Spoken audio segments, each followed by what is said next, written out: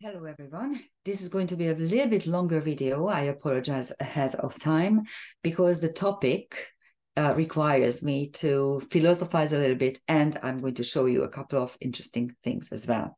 The question is this: is World War III imminent? And because according to Chat GPT, it will break out on November the 23rd at 6:05 something like p.m. We are going to look at the London chart in a minute, not the whole chart, but just the portion of it.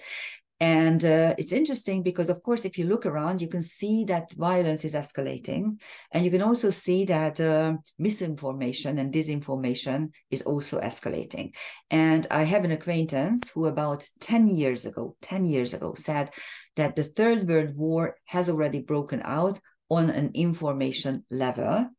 And true, because if you look back for the last 10 years, you will see that certain fractions and sides and the left and the right have totally different narratives. And if you are willing to only watch CNN, or on the other hand, only watch Fox News, or only read left-wing newspapers or right-wing newspapers and never actually overcross to the other side, you will get a very lopsided, very unbalanced and biased view of everything. And the problem is not that it is biased, because you know what? Yes, if you believe in something, of course you are biased. The problem is that the narratives are not at all corresponding, and they are so mutually exclusive that if you are just a layman and you don't actually dig into the topics, you won't know what is happening. That is why I always encourage everyone to please look behind your bubble, try to leave your bubble, try to ask other people's opinions, look into other matters, and don't be so self-righteous about your views and ideas, because they may not be true. And the fact that you are mouthing an opinion might kill you actually in these times. So please look around and try to see what's going on. So let's see what's going on. And so that's the date, November the 3rd at 18:05. And in the London chart and in every chart, there is a configuration called Outburst. This is something that I labeled Outburst. And I found this in a couple of my clients' charts. It is really a Grand Cross with a Thor hammer, and above the Thor hammer you have also a tense triangle.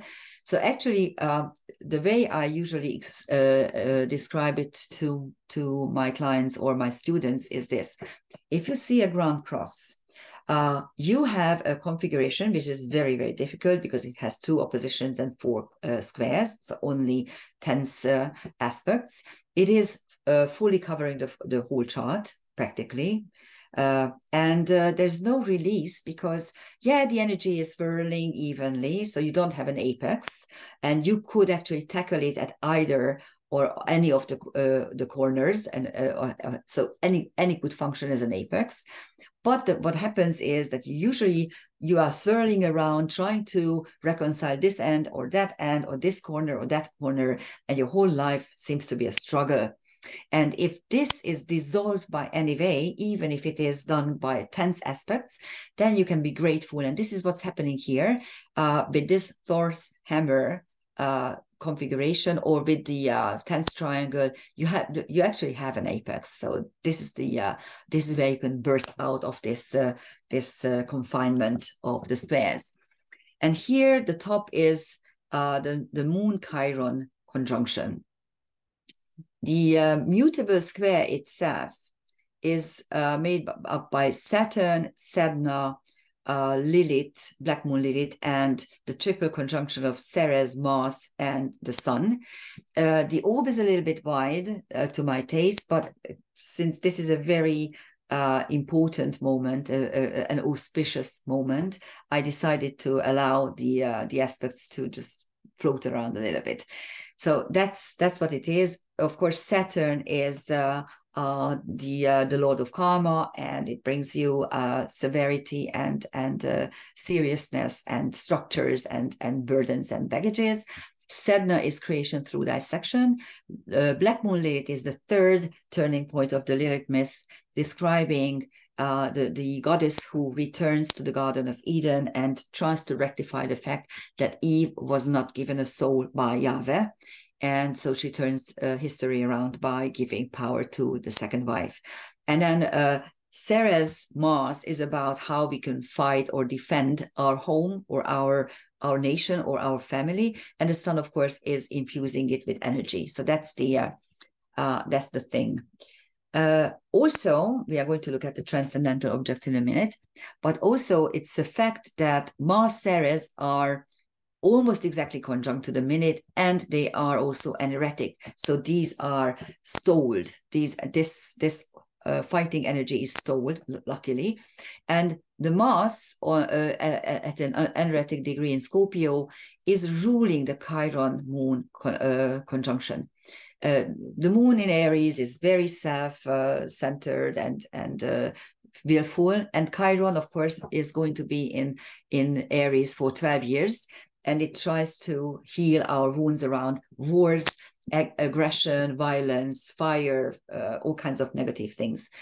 And at the moment, the sun is conjunct, which the sun is already in Sagittarius, about 1.5 degrees away from the Mars Ceres conjunction. So actually, as transcendental celestial objects have an orb of 1 degree, that is why I separated the three. So the sun is conjunct Hathor, Kant, and Osiris. You have 2 Egyptian figures, 2 Egyptian archetypes, and a philosopher. And on the Mars Ceres, you have Scythia. Yes, you should learn from the Scythians, the Huns, the Hungarians, if you can. Ceto or Seto, which describes, this is a TNO, and it describes toxic emotions. And mind you, the only way to have a war is to get adversaries, to fight against nations and peoples, to start to raise the hatred at such a horrible level as what you see now in the world. And this is always done somehow artificially. It's being fueled by the powers that be, because then they can effectively have hostilities broken out. And that's the problem. If we would just think for a minute and step back and turn our backs, no one could force us to fight wars, believe me. But of course, this is not the case. And since millennia, we are fighting wars and killing each other and doing all kinds of atrocities. Mind you, it's very interesting because Sedna still has more Somnus, and more Somnus is a TNO that was very, very prominent during the pandemic between 2020 and 22. And the pandemic was effectively done away by Putin's war against Ukraine. All of a sudden, everything was around the war. And then they started, after a year and a half, they started to talk about the fatigue of it all. Of course, think about it. I mean, there are 500,000 people who lost their lives. Of course, there's a fatigue. And interesting enough, there was a UN conference where they started to talk about the next pandemic, what they are going to do, and how they are already developed the jabs, the new jabs and the new medicines. Think about this. There's no outbreak yet, but they already know what the outbreak is going to be, and they already have the remedies for it. It's ridiculous. And of course, all of a sudden, you could read all kinds of things about how COVID is again strengthening, and there's a new outbreak here. And in September, the world press was flooded with such articles. And then all of a sudden, on October the 7th, this horrendous attack occurred in Israel. Hamas attacked Israel, and all of a sudden, these articles disappeared, and now for over a month, we are reading articles about this war. Okay, I'm not even saying anything. So they can do whatever they want. They can play us. And again, remember that the two lowest vibrations, emotional vibrations, are anger and fear. And this is what they are playing us. They either make us fear, okay, they scare us to death with the new pandemic, or they create hatred and they create anger. And that's what you see in the world. And this is playing out beautifully for the powers that be. Okay. And of course, on Mars Ceres, there's also Toliman. So Seto is a toxic emotions. That's the TNO. And then Toliman is one of the main healing words for Chiron wounds, because that is Alpha Centaur.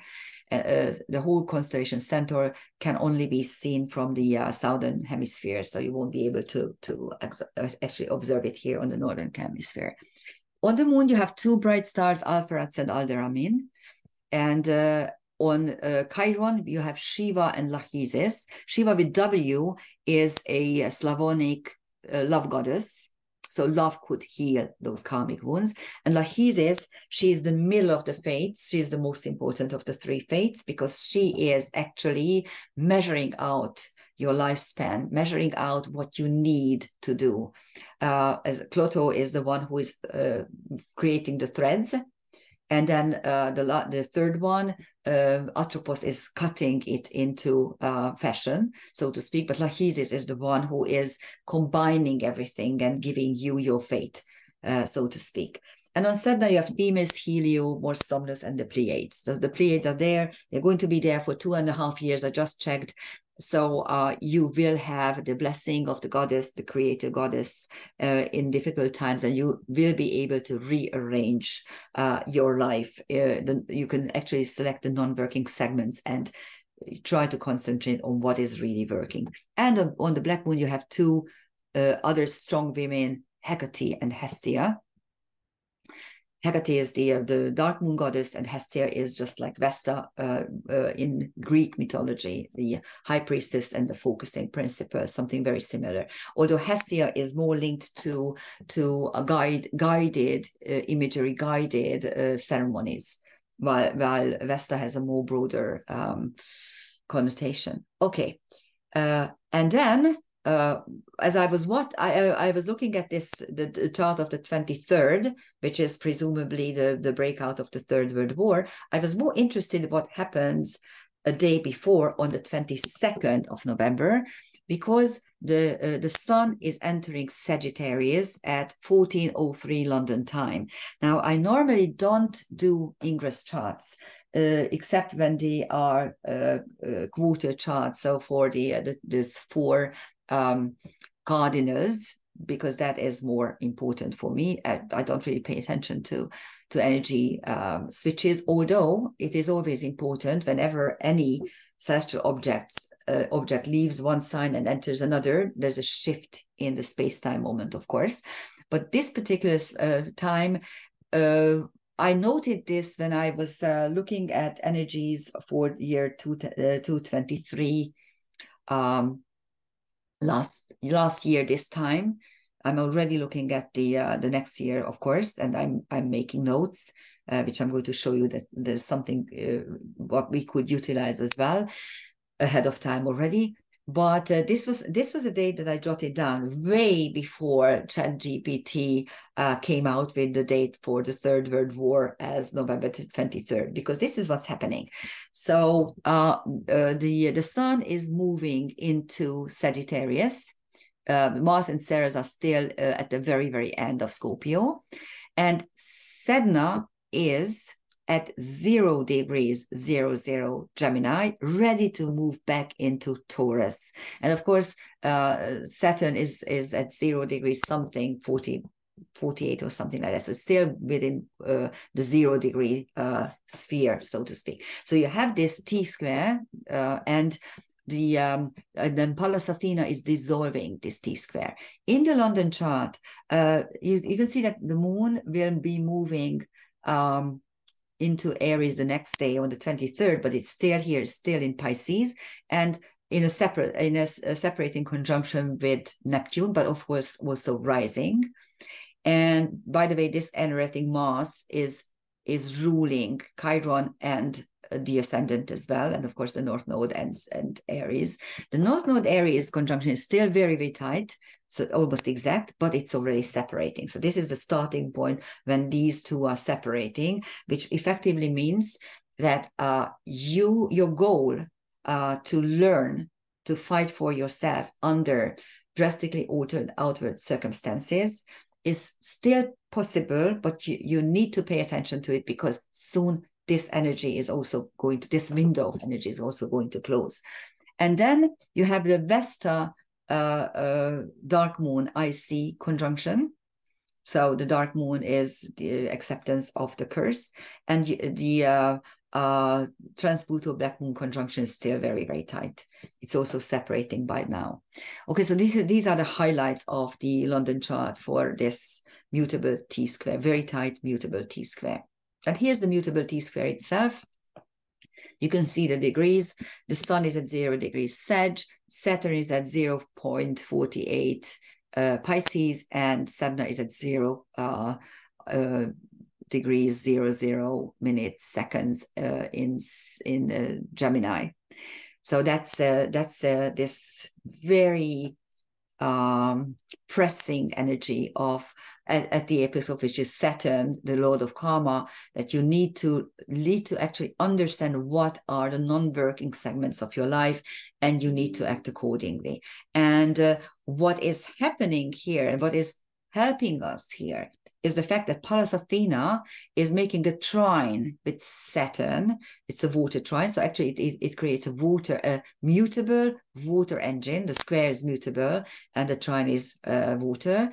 And this is the saving grace of the moment. So this mutable T-square is dissolved by the mutable water engine.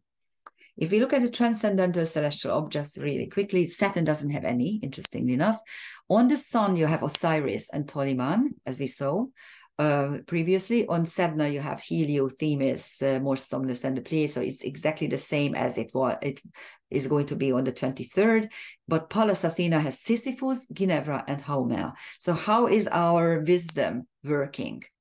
Well, Sisyphus is futile hard work, and Ginevra is the first lady archetype, you know, the wife of the Night King Arthur, who is actually also cheating on her husband. Let's put it this way.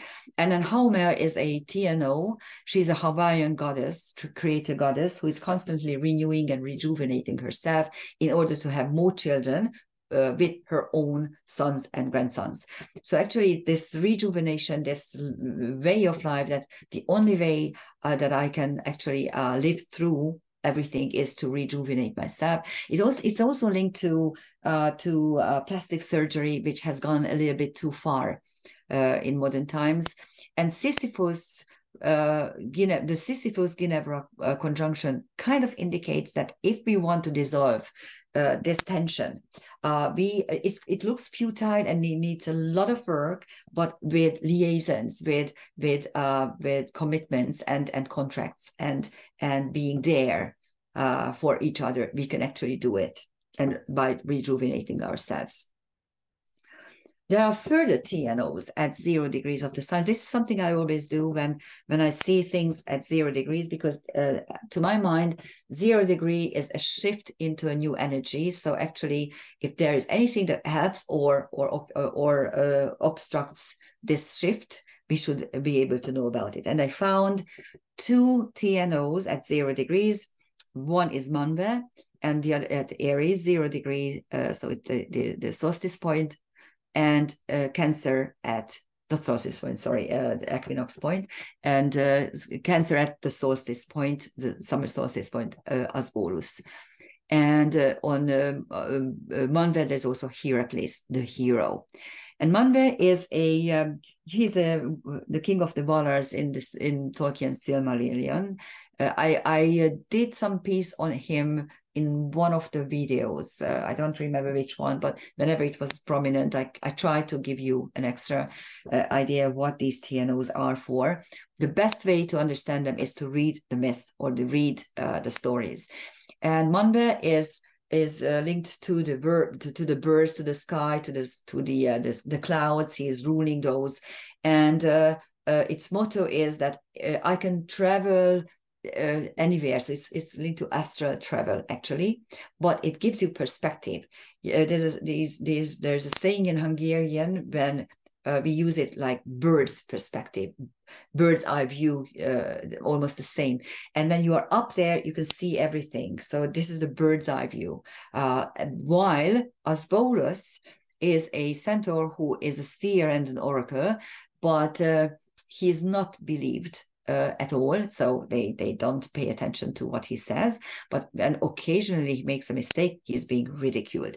So this Cassandra karma is linked to Asbolus, and the two are now in square connection, which means that you either have a bird's eye view and behave heroically like Heracles, or you will be you will disregard the signs completely. So this will give you further configurations, because actually what is happening here, there's a grand trine between Pallas Athena, Saturn, and Asbolus. Make wise decisions, firm, wise decisions by knowing what's happening and disregard that you are being ridiculed. There's a dissolved opposition of the Sun, Sedna, and Manwe and Heracles are dissolving the tension here. And there's also a finger of fate with Pallas Athena at its apex, Manwe and Sedna. And there are a couple of engines. There's a mutable water engine, Sun, Manwe, Sedna, a cardinal fire engine, Sun, Manwe, Asbolus, and a cardinal water engine, Pallas Athena, Asbolus, and Manwe. And if you pay attention, there is also a trapeze. At the base there you have a quincunx, the sides are squares, the inside are two trines, and the top, the stage is very narrow because it's only a semi-sextile of Saturn and Manwe. So you should have a bird's eye view and take it down to the earth plane, and this is how you can survive this energy. And interestingly enough, there are a couple of further asteroids at 0 degrees of the signs. I did not make the configurations because it would have been too complicated for you to follow, but we have Sphinx, secrets in Leo, and in Capricorn we have Osiris of Orpheus. So the Orpheus is the husband who wants to bring his wife back from the underworld, and actually this gives us a cardinal square, grand cross, Orpheus, Manwe, Heracles, Asbolus, and Shiva and Victoria at 0 degrees Libra on the supergalactic center. Now this is interesting because Shiva is the destroyer, Victoria is of course the goddess of victory, and it means that if we have this energy there, and by next day it's still going to be there, yes. At the moment, what you see is that the old world order is just winding down, and there's no new world order yet. But of course, they want to create a new world order, which is going to be like a world communism, and everyone will be equal. How can you be equal if you have nothing? If you own nothing, yes, you will be equal. We tried this. I told you many, many times that I lived in a communist country for 30 years, and those who try to tell you that, oh, that was not real. Yes, it was very, very real. Believe me. Okay, our life was there. Okay, we lost everything. Hungarian peasants lost everything because everything was taken from them. So don't tell me this was not real. Yes, it's going to be exactly the same because that is what communism is. And Shiva, the destroyer, means that you need to destroy something before you can actually build something anew. And with Victoria, it's a question who is going to win. But of course, you can create a new world order if you win the war. See what's happening? We need to win this war. We need to even not start the war and win it. And we can do that because in this, the supergalactic center is a galactic point which describes the karmic issue of nothing is ever enough.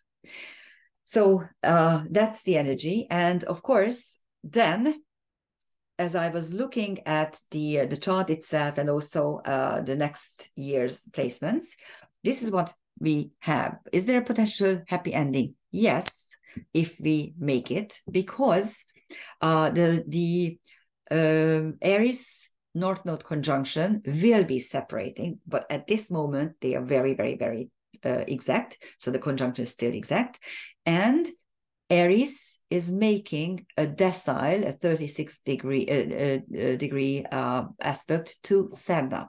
Now, this is interesting because, first of all, Sedna is creation through dissection, and Aries is drastically altered outward circumstances. And the decile which is the smallest aspect in the quintile series, which denote ingenuousness and all kinds of talents, let's put it this way. The decile means practicality, practical talents, things that you can utilize in your everyday life. And this is what you should do now. And interestingly enough, this decile will be there for the whole year of 2024. So as if nature wanted to teach us, as if the gods up there wanted to teach us that, yes, we can rearrange our world. This could be a workable, reusable new energy amidst of these horrible circumstances that they are trying to concoct for us. And of course, the North Node Aries conjunction will be separating. From now on, they are going to be separated. The North Node will be in Aries for the full year of 2024, but the Aries Sedna decile will be there for the full year. So it has been there for a while, probably. I never noticed it, to tell you the truth. And I never went after or beyond 2024. So I don't know how long it's going to be. But at the moment and for the whole year, it's going to be at our disposal. We can utilize it. And then, of course, the other side, and this is this moment, and it will only be until Christmas Day, so that December 25th. Sedna is also making a biquintile to the South Node in Libra, and the biquintile denotes, that's the highest of the quintile series, and denotes talents and ingenuousness that you acquired in a whole incarnation cycle. A whole incarnation cycle could actually mean millennia even, but a couple of 100 years for sure, a couple of lives for sure, something that is there for you at your disposal. And this is that's the saving grace, actually, that yes, we have learned a couple of things in the past. Why do you think they are disrupting family, genders, everything? Why are they doing it? On purpose, so that you can't remember what you already knew, so that you forget what is there, has been there for millennia. But with Sedna, you can actually throw these out and recreate yourself in a very, very different way, in a workable, usable way. And bonus happy ending, because there's a synchronicity, and this is something that I almost lost my wits because when I read it. On November the 22nd, 24th, there's going to be a Russian AI conference and in Russia, and Elon Musk is going to the Lion's Den and attending this conference because he wants to announce, or actually show, his new neural network from. So it's a competitor to Chat GPT. It's called Grok. And this is how the developers describe this neural network.